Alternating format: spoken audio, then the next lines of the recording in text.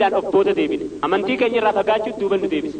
Ammoo Awurooppaan waan saayinsii mormuuf jecha amantiin isaaniidha. Amantii isaanii mormanii darbanii fuula dura deemuu jiran. Musliimoonnis amantii keenya irraa waan fagaataa deemneef of duuba deebinee jirra. Of duuba deebi'uu keenya eegaa agarree keessaa of baasuu nu barbaachisa. Gama quraanaa deebi'uu qabnaa akkuma Rabbiin bifa gaafiitiin quraana keessatti nu dubbate.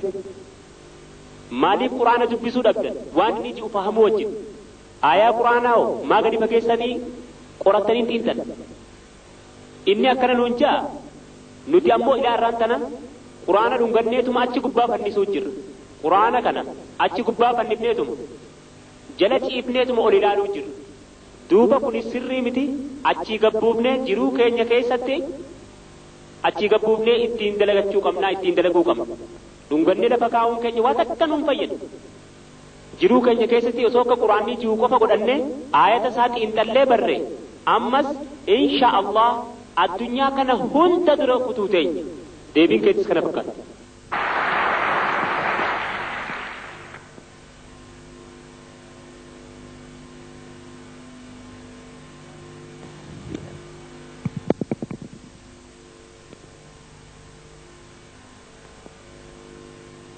Kanattaan sodaan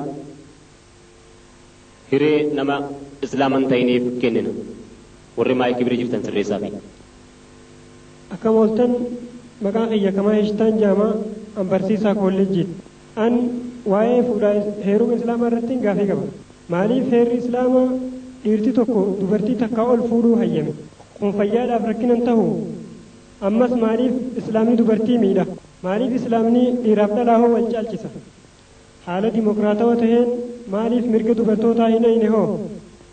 Fakkeenya yoo fudhanne biyya Afgaanistaan haa ilaallu. Afgaanistaan keessatti afur fuudhuu qofa osoo hin tahin mirgi dubartootaa hin eegamu akkasumas miidiyaan addunyaa ibsutti kophaa deemuunis hin hayyamamuufi. Dhiifama obboleessu maaliif sagantaa dhaala baate? Naa obseen fixanne. Sagantaa dhaala baatee jira. Sagantaa dhaalan bahin sagantaa waa'ee barnoota keenyaa laalchisee gaafadhu malee waa'in ati gaafataa jirtu kun waa'ii dhimma dubartootaa laalchisee kaasettii of danda'etu jira. Ittiin dhufaadhaa jira. Deebiin kee waan kaasetaan argamuuf achirraa laaluu dandeessa. Kanaaf wanni si yaadachiisu biyya kanumaa maaliif hin beeku afur fuudhanaaf deebuu qaba. Wanni si yaadachiisu quraanaaf saayinsii zabanaa waan jedhamu irratti gaafachuu qaba gaafiin kee kana. Aboo sagantaadhaa ala baate jirti eenyu maqaan kee? Maqaan kiyya kamaa heshtaadha. Yaa obboleessu wanni itti silaa gaafachuu qabdu waa'ii barnoota sagantaa har'a barannee ilaalchiseeti quraanaaf saayinsii zabanaa mata duree jiru jalatti. Aboo maammar tokkittii kana na hayyamiiti. Gurbaan kun maayikii gadhiisuu hin deemuuti. Aboo tokkittii kana niin deebisaaf hin hayyamiif. Tokkicha kana niin hayyamaa kabiroo sagantaa kanarra laalate akka sagantaa lambaadha. Aboo gurbaa yoo gaafiin kun isaa deebiteef malee maayikii illee gadi dhiisuu hin deemu. Deebii kanaallee hin qabannu jechuun ni mala. Kanaafuu hin deebisaaf. Yaa obboleessa koree walgahii kanaa seera tokko qaban. Gaafiin sagantaa keenya barnoota keenya irraa laalchisu osoo hin xumuramin gaafii biroo hin qeebalan. Akkuma amma Dr. Muhammad Naayik jee gaafiin biroo dhiyaannaan sagantaa ala jedhanii didan. Abbaan gaafii dhiyeessee dhorkame sun muslima. Ati garuu muslimaa miti. Gaafii kee kana deebii argachuuf waan haalaan dharraateef gaafiin kee deebi'uu qaba. Amma booda garuu nama seera cabseef hin hayyamamu. Gaafiin obboleessa keenya akkana jedha. Seera islaamaatiif maaliif dhiirri tokko akka dhalaa hedduu fuudhu hayyamamu? Gaafii inni gaafate kanaaf kabiroollee hidhaate kaaseet irratti bal'inaan waan haasawamee jiruuf achirraa laaluun ni danda'ama. Amma asittis gaafii kee akka sii deebisu eegaa hayyamaa argattee siif hin deebisa. Kitaabban amantii addunyaa keessatti argaman hunda keessaa quraana qofaatu tokko qofa fuudhaa jira. Kitaabni amantii kamilleen kan raamaa, budahaa, kan hinduu, kan kiristaanaa tokkolleen tokko qofa fuudhaa kan jiru. Tokko fuudhaa jechuun quraana rabbii qofa irratti argama. Quraanni rabbii suuratu nisaa bismillah afur aayaa sadii irratti akka jee dhalaa filattan fuudhaa namallee sadii yookaan afur. Yoo haqa isii dandeessanii kan hin eegne ta'e tokko qofa fuudhaa jee. Ammas haqa eeguu yoo hin dandeenye tokko qofa fuudhaa. Yoo waan haqa eeguu dandeessanii daangaa kaa'ee jira hanga afurii qofa. Yoo hedduu fuutan hanga afuriiti. San hin dabrina. Amantiin gaafa durii dhiirri tokko akka hedduu fuudhu hayyaman. Amantii islaamaa keessatti quraanni daangaa kaa'ee afur hin dabrina jee. Maaliif beeytu sababni isaa yoo qoranne xiinxallee laal birootis quraanii dubbate suuratul nisaa bismillah 4 ayaa 129 irratti haqa dhalaa lamaa guutuun rakkisaadha jee kanaafuu warri lama qabdan tokko baytanii tokko irraan fagaatinaa jee ammas dhalaa hedduu fuudhuudhaan sawaabni argatan hin jiru namni dhalaa hedduu fuudhelleen sawaaba akkana argata hadiifni jiru hin jiru wanni hadiifni jiru yoo jiraate yoo guutan cinaan diinii keessanii guutame jecha kanarraa ka'ee gariin namaa yoo lama guuttanne cinaa haftes niin guuttanne jechuutu mala ammoo wanni akkasii hin jiru fuudhuun haalaan gaariidha zinaarraa nama dhorka tokko haa taatu lama haa taatu waluma qixa ammoo waan islaamummaan dhalaa hedduu fuuchuu hayyameef mee haa ilaallu yoo hubannee ilaalle dharaa fi dhiirtii lakkoo isaan waluma qixa hoggii dhalatan heddumminaan yeroo daa'imummaa garuu dhiirri dhukkubaan qabamee hubama irra hedduun dhiira kanaaf dhiirri hedduun daa'imummaadhaan dhuma ammoo dhalaan irra hedduun guddata ammas erga guddatanii booda sababaa hedduun dhiiratu dhuma fakkeenyaaf dhiyeenyuma yeroo lola Afgaanistaan dhiira miliyoonii tokko oltu dhume haaluma fedheenu haa ta'u balaan feete yoo dhufte irra caalaa dhiirumatti du'a lakkoofsa namaa yoo ilaalle biyyoota lakkoofsi dhiiraa dhalaa caalan keessaa tokko biyya Hindiiti sababaan isaas ulfa baafaman keessaa irra caalaan dhalaadha Hindii keessatti guyyaa tokkotti ulfa 3,000 ba'a amata tokkotti ulfa miliyoonii tokko oltu ba'a kun biyyuma Hindii qofa kanaaf Hindii keessatti lakkoofsa dhalaarra dhiirri heddummaadha Ameerikaanii keessatti lakkoofsa dhiiraarra lakkoofsi dhalaa miliyoona 7,800 caala Ameerikaanii keessaa magaalaa New York heddumminni dhalaa miliyoonii tokkoon lakkoofsa dhiiraa caala ummata New York harka 3 keessaa harki tokko dhiiratu wal fuudha guutuu Ameerikaanii keessatti dhiira miliyoonii 25 oltu dhiira fuudha akkasitti Ameerikaanii qofa keessatti dhalaan miliyoona 30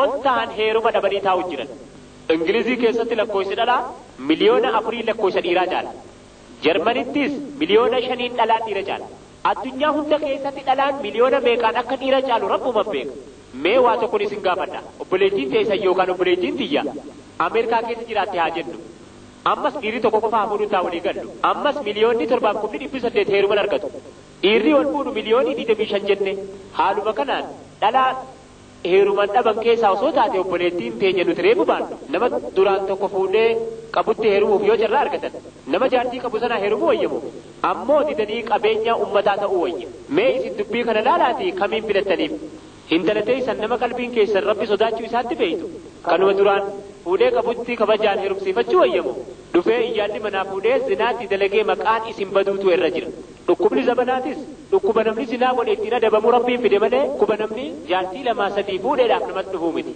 dhukkuba rabbiin jannataan adabuudhaaf buusee dawaa dhabamsiisa.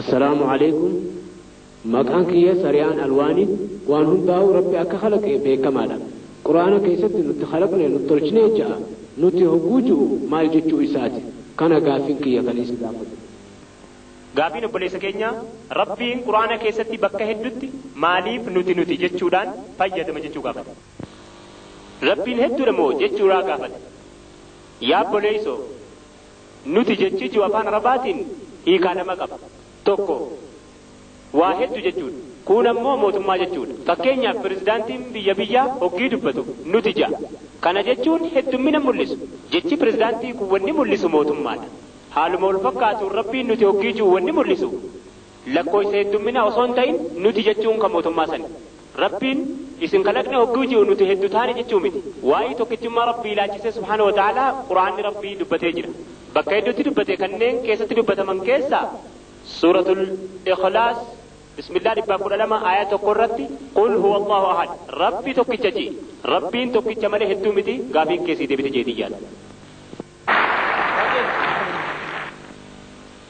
السلام عليكم أبليين كي يهندنو كافين كي يكنين غافتشو بربادي قام نما تكو إسلام نما بروتي فكنوني هيما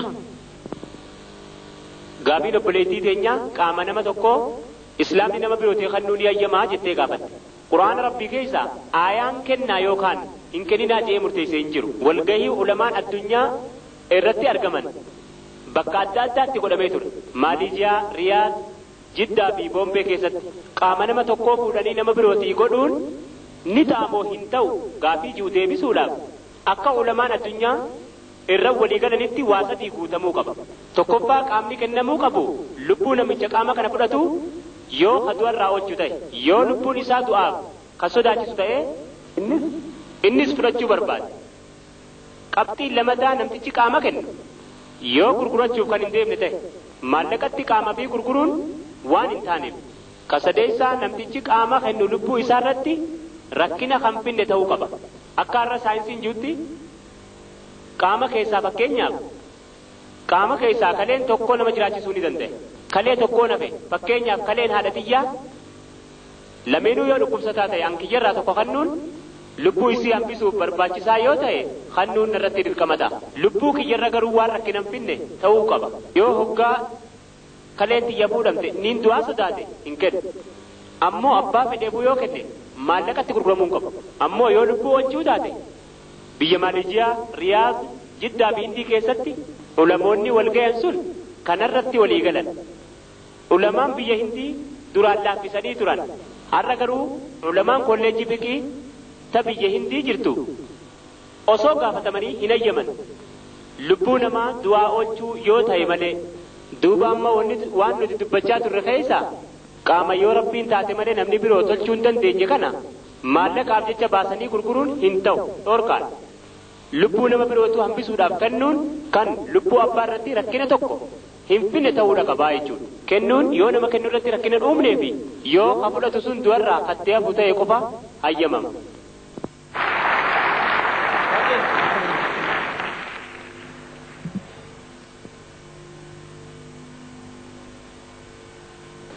Akkam ooltan hundi keessan hanbarataadha. Maqaan kiyyaa Hirsii Baaqilaadha. Wannan gaafachuu fedhu namni tokko eega du'e gubamuudha moo awwaalamuutu irra wayya? Gaafiin kiyya kanaa asirratti ibsanuu kenna. Galatooma. Gaafiin obboleessa keenyaa akka jee namni erga du'e booda reefki isaa gubamuu moo awwaalamuu qabaa jechuurra gaafata. Mee har'a wayyaa ta'e qalbiidhaan haa ilaallu. Yaa obboleessoo haasawa kiyya duraa san keessatti waanuman dubbadhe san keessatti gaafiin kun deebi'ee jira. Wanni qaamni namaa irraa tolfame hundi biyyee keessatti ni argama jeetiin ture. Heddummina haa wal caalu malee akkuma biyyee irraa kalaqamne biyyeetti deebi'uutu irra sirriidha. Bakkuma irraa tolfamanitti deebi'uutu waa takka hammeenya hin qabu. Haduraa kana qabxiin lammataa reefka gubuun qilleensa naannawa jireenyaa fasaada godha. Ammoo reefki yoo awwaalame qilleensi naannawa jireenyaa waan nama jirutti hammaatuuf hin qabu. Qabxiin sadeessaa dachiin namni irratti awwaalame xaa'oo ta'a. Qabxiin afreessaa reefka awwaaluun rakishaa maallaqa hin feesisu. Dachiin rabbii tola waan ta'eef. Ammoo reefka haa gubnu yoo jenne qarshii kuma hedduu waan ittiin gubnutti baafu osoo herregame mootummaan amata takkatti qarshii miliyoona hedduun lakkaa'amu baasuu jira. Hoggii guban ajaatu nama lubbuun jiru heraarsa. Amatatti namatu herregnee reefka gubuudhaaf maallaqa kasaaruu jirru yoo laalle gubuurra awwaaluutu wayyaa tahee argama. Yoo gubame kasaaraa hedduutu irraa argama. Heddumina namaatii wajjin adaduma waa tu'uun yoo ka gubamu ta'e oksijiiniin namaaf faayidaa guddaa qabu kun summaawaatuma deema. Kanaafuu awwaaluurraa kasaaraan argamu hin jiru. Assalaamu alaykum, maqaan kiyya Khaalidii Anbarataa. Quraanni urjiinii fi pilaanetoowwan kaan utubaa mataa fi irra naannawan jedha. Bakka biroottis guyyaa qiyaamaatiin wal qabachiisee aduu fi dachii waliin makaman jedha. Adeemsi lameen maaliif fakkeeffama? Waliin makamuun kun yoomi? Akkamitti danda'ama? Mee kana lameen adda nuu baasa.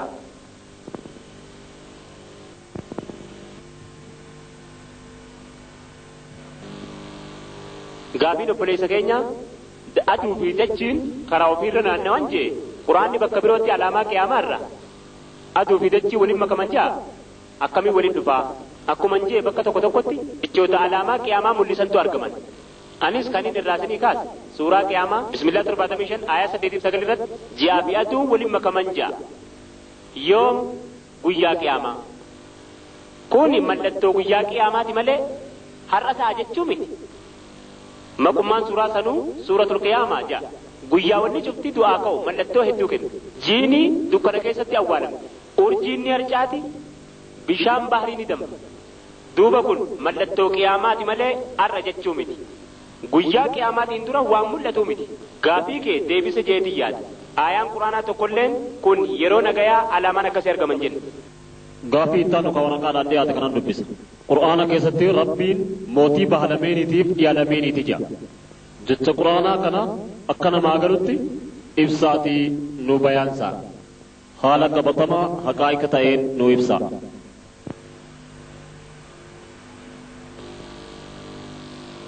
Wanni gaafatame quraana keessatti rabbiin mootii baha lameeniitii fi dhiya lameeniiti jedha. Jecha quraanaa kana akkamitti nu bayaansite jechuu gaafatan. Aayanni kana dubbatu ayata quraanaa suratul rahmaan bismillah 55 ayaa 17 irratti rabbul mashriqayni wa rabbul maghribayni jedha. Rabbii mootii baha lameeniitii fi dhiya lameeniiti jedha. Afaan arabaatiin waan heddumminaa tokko bifa lamaan ibsan. Tokko waa lama jechuu kun ammoo waan lamaa oliiti. Rabbul mashriqayniin waan lama ibsuudhaaf rabbiin mootii baha lameeniitii fi dhiya lameeniitiif mee waa'ee kana saayinsiin maal akka jee haa ilaallu. Akka nuti beeynutti aduun baharraa baatee lixatti seenti. Har'a saayinsii wanni inni nutti himu jiru garuu aduun baha walqixa ta'e irraa kan isiin baatu guyyaa lama qofa. Guyyaa kaan bakka adda addaa irraa baati. Guyyaan lameen aduun baha walqixaa irraa baatu ayikuyi noksi jedhama. Guyyaa lameen kana achitti kibba bahaatii fi kaaba baharraa baati. Bona baha walqixa gam tokko irraa baati. Gannas baha walqixaa kaan irraa baati. Bona guyyaan gabaabbatee halkan dheerata.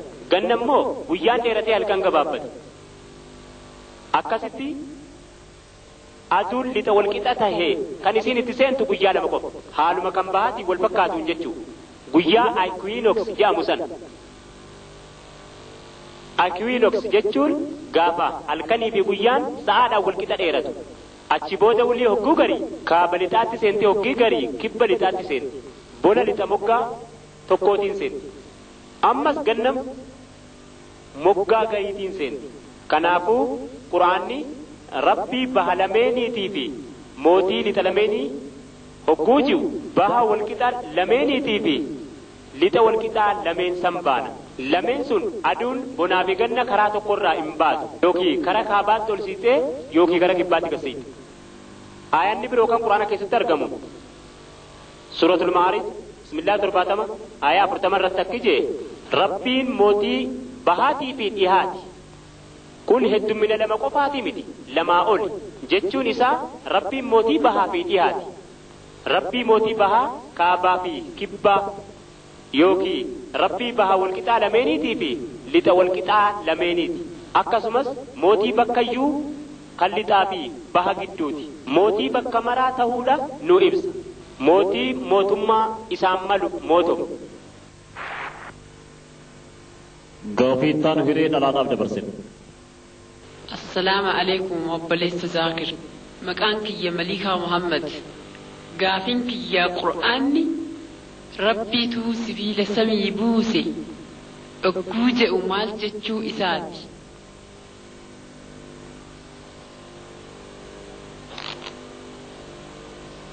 Gaafiin obboleettii teenyaa akki jiru quraanni rabbitu sibiila samiidhaa buusa hogguu jiru maal jechuu isaati. Aayaan quraanaa gaafiin kun irratti ka'e suratul Hadiid bismillah 57 aayaa 25 irratti akki jee rabbii guddaatu sibiila samiidhaa buuse jedha. Sibiila meeshaa waraanaa irraa tolfamanii fi kan faayidaan biroo hedduun keessatti argamu. Samiidhaa buusuu jechuun afaan arabaatiin anzala jedhama. Gad buusuu jechuudha. Jechi anzalaa jiru akka lamatti hiikama. Erguu fi mul'isuu jechuutti hiikama. Kanaafuu rabbiin subhaanahu wa ta'aalaa faayidaa hedduu sibiila keessa namaaf kaa'ee jira. Wanni meeshaa waraanaa irraa tolfatan sibiila keessa jiraachuu rabbiin namatti mul'isee jira. Akkasumas rabbiin sibiila keessa tolfachuuf sibiilli barbaachisaadha. Meeshaalee waraanaa kan nageenya ittiin eeggatan akka irraa tolfannu sibiila kana nuu buuse rabbiin. Ammas meeshaa riqichaa fi fooqii ittiin jaaran akka itti faayiduuf. Ammas garii meeshaalee manaa shukkaa, fal'aana, abilee kan kana fakkaatan akka irraa tolfannee itti faayidoomnuuf rabbiin nu buuse. Hiikaan anzalnaa jiru kaduraaf faayidaa sibiilli qabu hedduu keessaa tokko meeshaa waraanaa ta'uun. Hiikaan lamadaa sibiilli samiidhaa bu'e malee waan lafarraati miti jechuudha. Aayaa quraanaa kanarratti Profeesar Armstrong namichi jedhamu yaada aayaa kanarratti qabu akka kennu gaafatame. Suuratul Hadiid Bismillah 57 aayaa 25 sibiilli samiidhaa bu'e jechuun maal jechuudha jedhamee gaafatame. Deebiin inni kenne saayintistoonni waa hedduun akkamitti akka uumame uuma kana itti dhaqqabuu jiranii kanneen keessaa sibiilli tokko. Saayintistoonni akka ibsaniitti sibiila tolchuudhaaf humnitii ka'uun irra jiru hin danda'u jedhan. Sibiila dalaguuf humna barbaachisu hogguu herregan zarraa sibiilaa tokko tolchuudhaaf humna ka'uunii guutuu dachaa 4 barbaachisa. Kana jechuun humna ji'aa kan urjii cufaa kan aduutii fi kan pilaanetowwan biroo hundi yoo waliin qabaman zarraa sibiilaa takkitti tolchuu hin danda'an. Akkasitti saayintistoonni sibiilli waan ka'uunii kanaa alatti uumamee as ergame ta'uu mirkaneessanii jiran. Duuba kun aayata qur'aana rabbii keessatti dubbatameef jecha sibiilli samiidhaa bu'ee jiru ragaa guddoon fiinkee waa'ee sibiila irratti hundaa'e deebiin fakkaata. Gaaffiin ittaan waraqaadhaan dhiyaatetti jiru jaarraa jaaffaa keessa falsafaa dachiin utubaa mataa sirra naannoyti pilaanetawwan kaan immoo aduutti naannawan jaamaa ture. Quraanni rabbiis pilaanetawwan cufti akka deeman ibsee jira. Kanarraa ka'uudhaan namoonni tokko tokko akka jiran jecha quraanaa kana nabi Muhammad falsafaa dursanirraa fudhatee warra jiru jira. Wanni isaan jaan kun akkamitti ilaalama? Gaaffii jiru dhiyeessan. Gaaffii waraqaan ergame kun akka jiru jaarraa jaaffaa keessa falsafaa dachiinii fi pilaanetawwan kaan aduutti naannawan jaamaa ture. Wallee nabi Muhammad nageenyi isaanirraa jiraatu. Falsafaa kanarraa fudhatanii quraana keessa barreessa warra jiruuf dubbiin kun akkami? Jaarraa jaaffaa keessa namoonni Paayitaagooriyaan jaaman dachiinii fi pilaanetawwan kaan aduutti naannawan jechuu turan. Falsafaa akkas jiru kaayanii jiran. Ammoo nabi Muhammad nageenyi isaanirraa jiraatu falsafaa sanirraa fudhatan jechuun waan fakkaatu miti. Maaliif yoo jettan bara sana yeroo falsafaan kun kaayame yaanni namni itti amanuu turan aduun giddu galeessa ka'uuniiti. Kanaafuu aduun hin sossootu. Ammoo ka'uunii biroo warra isiitti naannawan aduutu jidduu teessee akka sosso'an gootti yaamuu ture. Duuba nabi Muhammad nageenyi isaanirraa jiraatu falsafaa dhugaa fi kijiba of keessaa qabu kana akkuma jiru ni fudhatan jechuun kijiba dachaa ta'a. Osoo ka fudhatan ta'e quraana keessatti bakki waan kana dubbatu kijiba ta'a jechuudha. Falsafaan hedduun dalagaan isaanii oduu durii jaamaniif beekaman. Dalagaan falaasfota sanii yaada hedduu nama naqa. Hoggii qoratamee ilaalamu garuu waan gatii qabuu fi waan gatii hin qabnetu waliin laaqama. Namoonni yaada gatii qabu yoo irraa fudhatan yaada gatii hin qabne immoo ni irraanfatan. Warri falsafaa kana kaan yaanni isaanii guddaa ture kijibaan waliin laaqame malee. Ammoo kan quraanni jiru keessa kijibni tokkollee hin jiru. Quraanni alhamdulillah waa'ee saayinsii aayata kum tokko waliin dubbata. Kanneen keessaa tokkolleen hin dogoggorre. Falaasfaan armaa waliin dubbanne kun ammoo wama tokko dubbatanii tokkoon sanuu dogoggora jalaa taate. Quraanni rabbii dubbiin